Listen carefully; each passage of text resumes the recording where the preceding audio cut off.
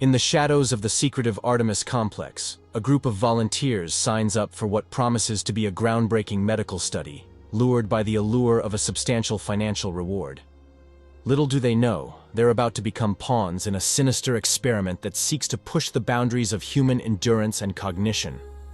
As the tests become increasingly invasive, disturbing symptoms and psychological torment begin to surface. The volunteers quickly realize they're trapped in a high-stakes game of survival, not just against the physical alterations of an untested drug, but against the cold ambition of the facility's lead researcher, Dr. Mireille Renaud. When one of their own succumbs to a fatal reaction, the truth becomes undeniable. The experiment is not just unethical, it's deadly. In the dusky shadows of early morning, a sleek black bus with tinted windows made its way along a winding road, bordered on either side by dense forest. The destination was a secluded research facility known only as the Artemis Complex. Within the bus, a group of 8 individuals sat, each one drawn from vastly different walks of life, united by the allure of a handsome financial reward promised at the end of a month-long medical study. The advertisement had been vague, promising only that participants would contribute to groundbreaking advancements in medical science, with all expenses paid and a generous financial reward. Among the volunteers was Tom, a rugged man in his late 30s with a strong build, who had taken leave from his construction job in hopes of covering his daughter's medical bills. Beside him sat Maya, a sharp-eyed graduate student in biochemistry, whose curiosity about the scientific aspect of the trial was as much a motivator as the monetary gain. Across the aisle, an elderly gentleman named Harold flicked through a worn paperback, his glasses perched on the tip of his nose.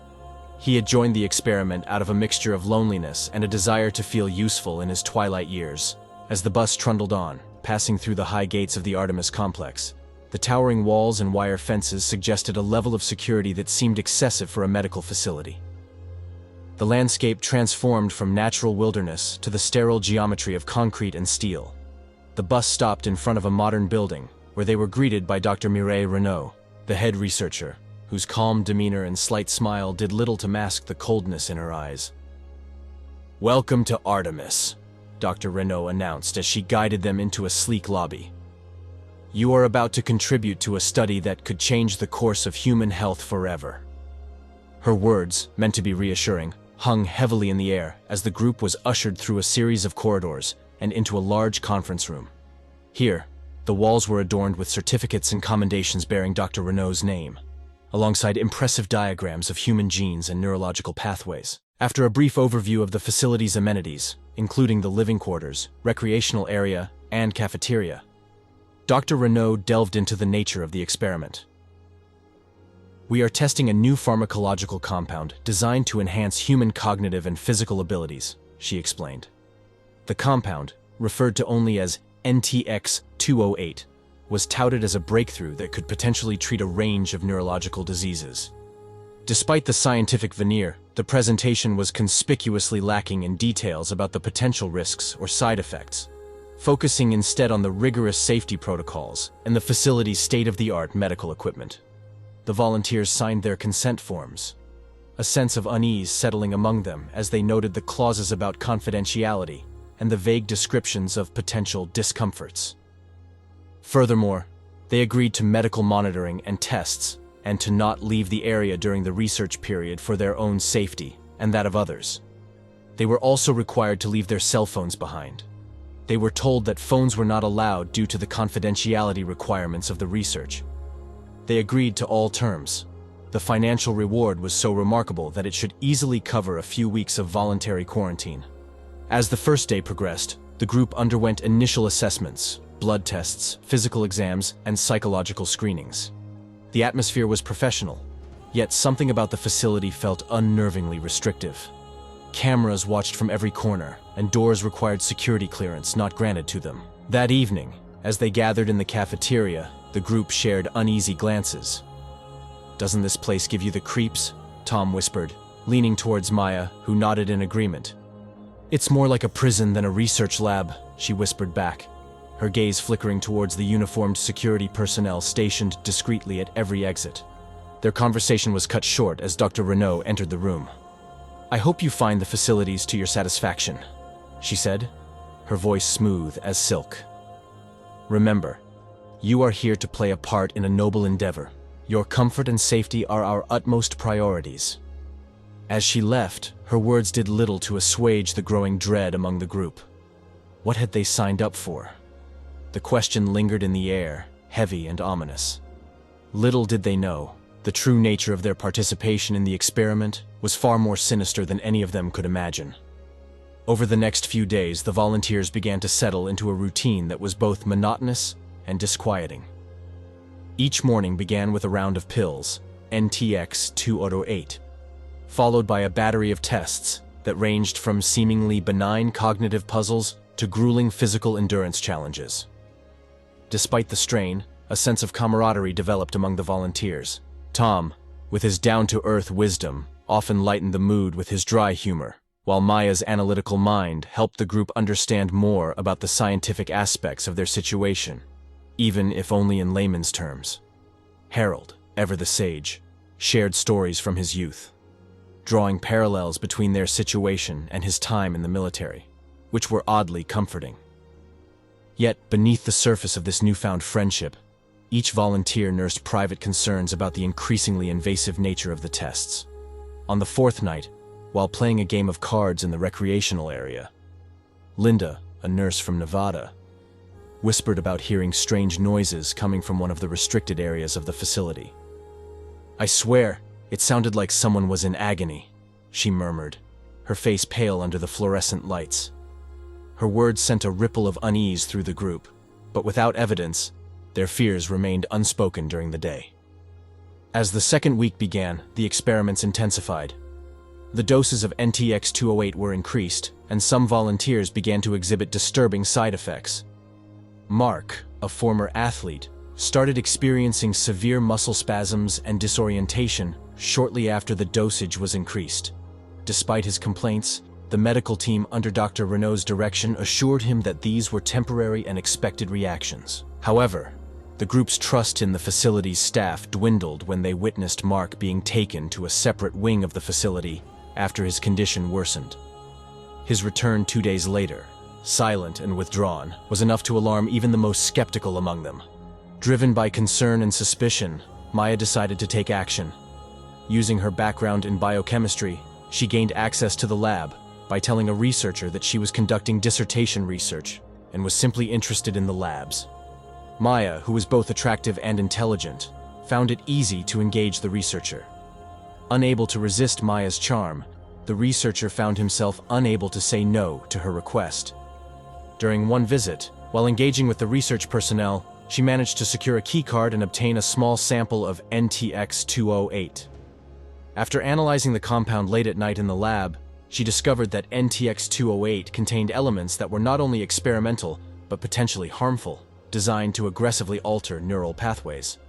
Maya was shocked by her findings. She shared them with the group, sparking a fierce debate about their next steps.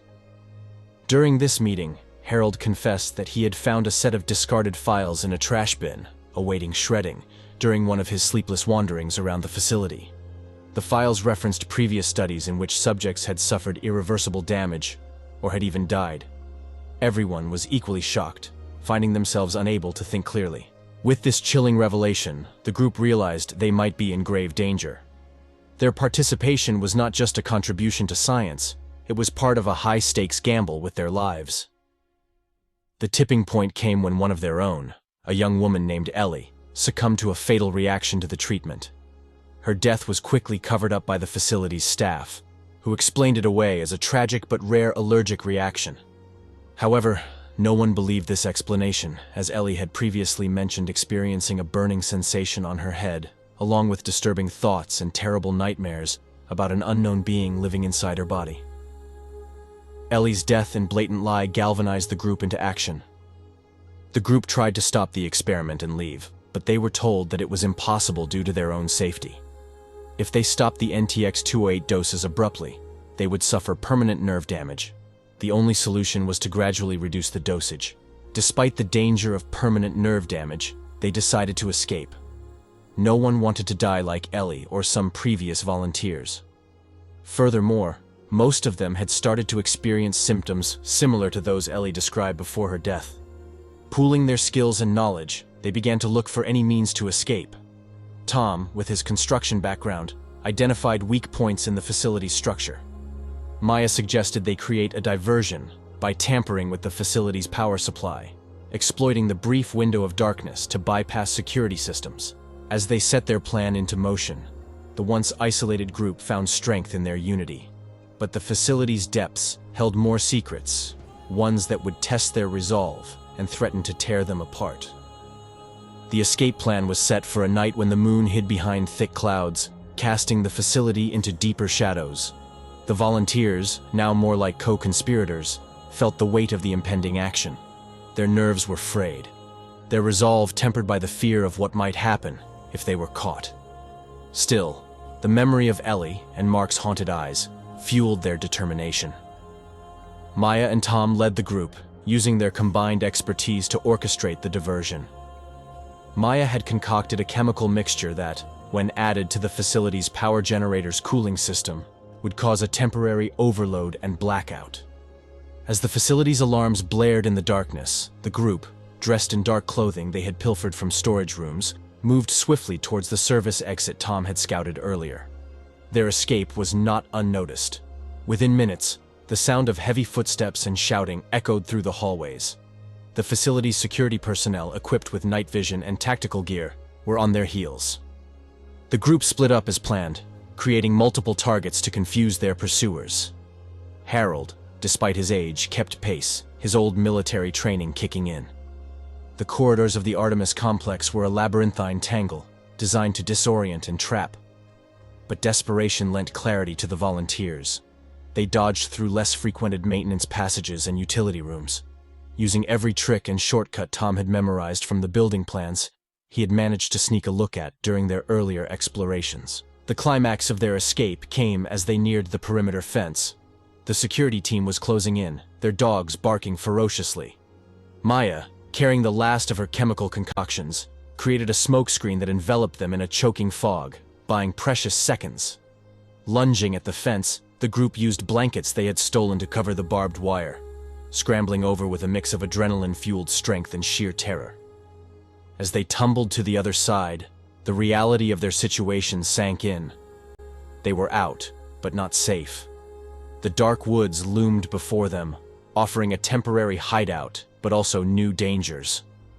With the sound of the security team's shouts dimming behind them, they plunged into the forest, driven by the primal urge to survive. The forest was dense and disorienting, and every snapped twig or rustle of leaves sent shocks of fear through the group. They moved deeper into the wilderness, guided by the faint light of a shared cell phone, their only connection to the outside world. Tom had managed to hide the phone when they arrived, and their phones were taken in the name of confidentiality rules. As dawn approached, the cold light revealed the toll the night had taken on them. Bruised, bloodied, but alive. They found a dilapidated hunter's shack just as the day broke, a temporary refuge where they could catch their breath and plan their next move. It was here, in the relative safety of the shack, that they finally allowed themselves to feel the weight of their ordeal. Tears were shed for Ellie, for the innocence lost, and for the uncertain future they faced. But their fight was not over. They knew they needed to expose the horrors of the Artemis Complex. Maya, with her scientific background, had kept copies of the data they had found on NTX 208. Tom had a friend in the media whom he trusted. Plans were made to go public, to shine a light on the dark corners of human experimentation. As they prepared to leave the shack and venture into the world again, their resolve hardened. The horrors they had faced had transformed them not just into survivors, but into warriors, in a fight against the unseen atrocities hidden behind closed doors and high walls. After emerging from the forest, the group managed to contact local authorities and media using the cell phone they had carried with them, which started to work again outside the complex. Within its perimeter, there had never been a network signal. A whirlwind of activity ensued. Police cars converged on the Artemis Complex, and reporters gathered, eager for the story. Amidst this chaos, Dr. Mireille Renaud was arrested as she attempted to flee the facility, her composed demeanor finally cracking under pressure. The situation took a strange turn when military police cars arrived, and a high-ranking army officer tried to have Dr. Renaud handed over to them. However, the local sheriff refused, threatening to arrest the military police if they did not leave immediately. In a secured room at the local police station, the volunteers faced Dr. Renaud once more. The confrontation was tense, charged with a mix of vindication and disgust from the volunteers. Dr. Renaud, now stripped of her authority, appeared smaller, less imposing. "You don't understand the significance of what we were achieving," she insisted, her voice a mix of defiance and desperation. "We were on the brink of a breakthrough that could have redefined human potential." Tom stepped forward, his voice steady but filled with anger. "At what cost, Doctor? Lives? People's sanity?" He threw down photos of Ellie and Mark, their conditions before and after the experiment laid bare. "These were people, not lab rats." The conversation revealed the depth of Dr. Renaud's delusions of grandeur. She spoke of pressures from unnamed backers, of a world where the ends justified the means. But faced with the raw, undeniable evidence of her ethical breaches, her arguments faltered. The confrontation ended with Dr. Renaud being taken away for further questioning and potential prosecution. The volunteers, now witnesses and survivors of the Sinister Experiments, received immediate medical care and psychological support. Their stories, supported by the evidence Maya had gathered and by public outcry, sparked a nationwide scandal. It was revealed that there had been multiple deaths among the volunteers, but all bodies had been cremated, citing biosafety procedures. Investigations were launched, and the future of such unchecked scientific endeavors was brought into question. However, the NTX 208 sample that Maya had secured disappeared from the police station before it could be analyzed, and the files were classified as top secret. The volunteers were relocated to a safe house, where they could recover and prepare for the trials and media appearances to come. Despite the physical freedom, the psychological chains of their experience at the Artemis Complex held tight. Nightmares haunted their sleep, and sometimes each of them felt as if something was living inside their minds. They were unable to describe it, even to themselves. In the months that followed their harrowing escape, the survivors of the Artemis Complex became symbols of resilience and the human cost of unethical scientific ambition. The public trials and media coverage had painted a vivid picture of the horrors they endured, sparking a global debate about the ethics of human experimentation. For the volunteers, this was a significant victory, but their personal battles were far from over. As the first anniversary of their escape approached, a sense of closure seemed on the horizon. However, the case against Dr. Mireille Renaud took an unexpected turn. Dr. Renaud vanished. Investigations into her disappearance led to startling revelations. A meticulous journalist managed to trace a portion of the funding for the Artemis Complex back to a secretive branch of the Pentagon involved in biological research. Although the evidence was circumstantial, it suggested that the experiments conducted under Dr. Renaud's supervision were part of a larger, more sinister agenda. Insider sources, speaking on the condition of anonymity, hinted that Dr. Renaud was not only free, but had resumed her work in a third country, far from the reach of international law. The Pentagon declined to comment on these allegations, leaving a shroud of mystery and unease. These revelations forced the survivors to confront a disheartening reality.